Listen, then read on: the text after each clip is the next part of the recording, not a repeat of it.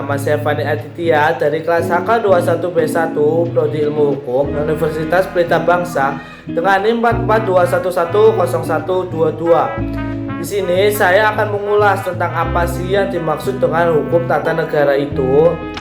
Nah, hukum tata negara itu sendiri merupakan sebuah aturan yang bersangkutan dengan berbagai tindakan suatu negara.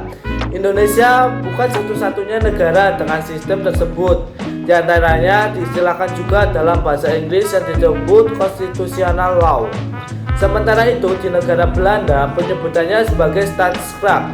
Ketiganya berbeda dari sisi penyebutan saja, namun dalam definisinya tetap sama dengan tujuan yang hampir sama. Meskipun dapat diartikan dalam inti yang serupa, namun definisi para ahli itu ada banyak sekali loh. Nah, di sini merupakan berbagai pengertian hukum tata negara dari beberapa ahli dunia. Yang pertama datang dari Scholten. Menurut Scholten, definisi dari hukum tata negara adalah sebuah aturan yang mengatur organisasi dalam negara. Ruang lingkupnya berupa seluruh organ negara, hak serta kewajiban, hubungan, serta tugas masing-masing dalam melaksanakan tugas kenegaraan. Yang kedua datang dari Wade and Phillips. Definisinya adalah sebuah aturan yang melekat pada alat-alat perlengkapan negeri. Aturan tersebut juga meliputi tugas serta hubungan antara alat perlengkapan negara tersebut. Pengertian itu terangkum dalam sebuah buku berjudul Constitutional Law yang terbit pada tahun 1936. Yang ketiga datang dari Kusmandi Pujosewojo, sebuah tokoh dalam negeri. Pengertian beliau adalah aturan terhadap tata negara kerajaan maupun pemerintahan.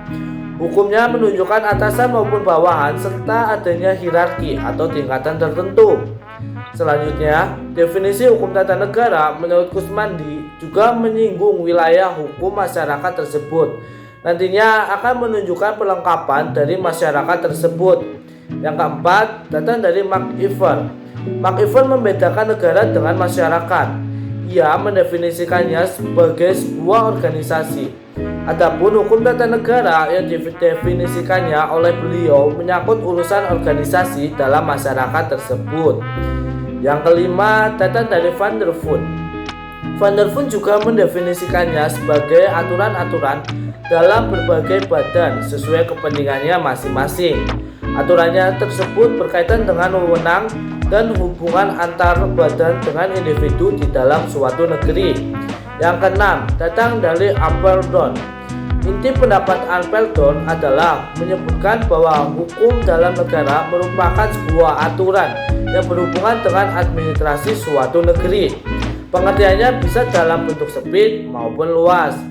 Nah, kemudian ada tujuan dari dibentuknya suatu hukum tata negara itu sendiri nih. Yang pertama, mengejawantahkan berbagai pengertian dari Undang-Undang 1945 setelah melalui proses amandemen. Yang kedua, memberikan pemahaman dan kesadaran bagi seluruh masyarakat Indonesia terkait hak serta kewajiban selaku subjek hukum tata negara sesuai dengan Undang-Undang Dasar 1945.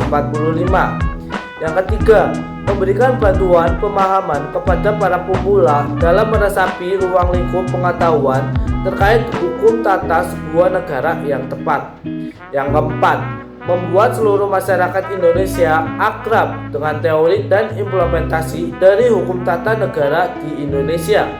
Yang kelima, mendukung berbagai studi ilmiah yang bisa saja dikembangkan terus-menerus terkait hukum tata negara. Ketika sebuah rancangan aturan terlaksana sempurna, maka senantiasa rapi pelaksanaan administrasi negeri. Jika semua pihak terlibat mampu memegang amanah secara jujur, tindakan KKN tidak akan terjadi dan anggaran akan terrealisasikan secara tetap sasaran. Tidak ada lagi masyarakat menjerit ketidakadilan ketika serangkaian hukum secara tepat dilaksanakan serta dipahami oleh pihak terkait. Taat terhadap aturan akan membawa kedamaian bukan hanya di dalam negeri namun juga ke seluruh penjuru dunia. Selanjutnya ada asas-asas yang digunakan dalam hukum tata negara. Yang asas pertama yang digunakan adalah asas Pancasila. Pancasila merupakan sumber hukum tertinggi dalam hal ini. Di dalam pembentukan Undang-Undang Dasar sendiri harus senada dengan kelima butir Pancasila. Berdasarkan kelima sila, nilai-nilai yang terkandung secara garis besar meliputi azas ketuhanan yang Maha Esa, azas perikemanusiaan, azas kebangsaan, azas kedaulatan rakyat, dan azas keadilan. Kelimanya harus termaktub dalam perencanaan hukum tata negara di Indonesia. Yang kedua ada azas kedaulatan rakyat. Pada dasarnya kekuasaan tertinggi di dalam negeri ada pada tangan rakyat. Namun dalam pelaksanaannya diwakilkan oleh Majelis Permusyawaratan Rakyat. MPR sendiri membagikan tugas lagi kepada badan-badan di bawahnya, di mana semua harus patuh pada ketetapan hukum ini. Yang ketiga, azas negara hukum. Sebuah negara di mana saja harus berdiri berlandaskan hukum untuk menciptakan keadilan bagi seluruh rakyat. Seyogyanya wakil rakyat takut dan menjalankan amanah secara baik demi terlaksanaannya kesejahteraan seluruh lapisan dan kalangan masyarakat di tanah air. Yang keempat, asas pembagian kekuasaan. Pemisahan kekuasaan dimaksudkan supaya kerja para wakil rakyat lebih fokus sehingga tujuannya semakin cepat tercapai. Contohnya, di Indonesia 3 kekuasaan utama yakni legislatif, eksekutif, dan yudikatif. Semuanya memiliki tugas serta tanggung jawabnya sendiri-sendiri. Yang kelima, asas negara kesatuan. Asas ini dimanfaatkan untuk mempersatukan banyak orang dalam satu tujuan dengan pedoman Undang-Undang Dasar 1945. Asas terakhir pembentuk hukum ini berperan penting dalam menciptakan persatuan serta kesatuan seluruh rakyat Indonesia. Kelima asas tersebut menjadi dasar dibentuknya hukum tata negara dan menjadikan sebab kenapa kebijakan di setiap negara berbeda. Indonesia memiliki Pancasila sebagai ideologi. Kemudian turun penjabaran peraturan ini di dalam Kitab Undang-Undang Dasar 1945.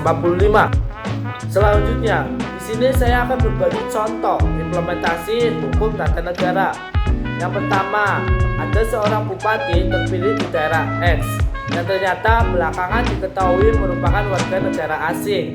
Mengetahui hal tersebut, sang lawan yang tidak terpilih merasa tidak terima karena sang terpilih bupati atau lawannya adalah seorang warga negara asing. Pihak yang kalah tersebut akhirnya melaporkan status kewarganegaraan bupati terpilih ke Mahkamah Konstitusi. Kedudukan bupati terpilih akhirnya ditangguhkan dan penyelidikan oleh MK masih terus dilakukan. Kemudian ada contoh yang kedua.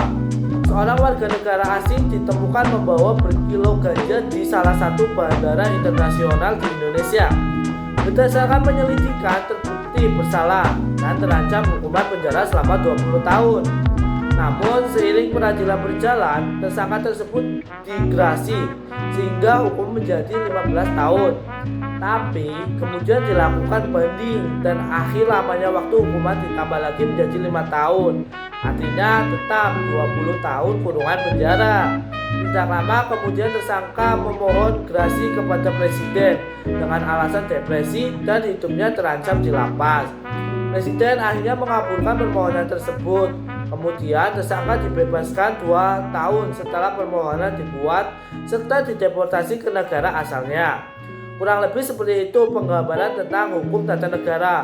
Khususnya di Indonesia, negara adalah organisasi besar di mana untuk mengelola dibutuhkan aturan yang jelas. Harusnya dipatuhi seluruh perangkat atau aparatur negara dari berbagai elemen dan tingkatan. Mungkin itu saja yang dapat saya sampaikan. Kurang lebihnya saya memohon maaf. Wassalamualaikum warahmatullahi wabarakatuh.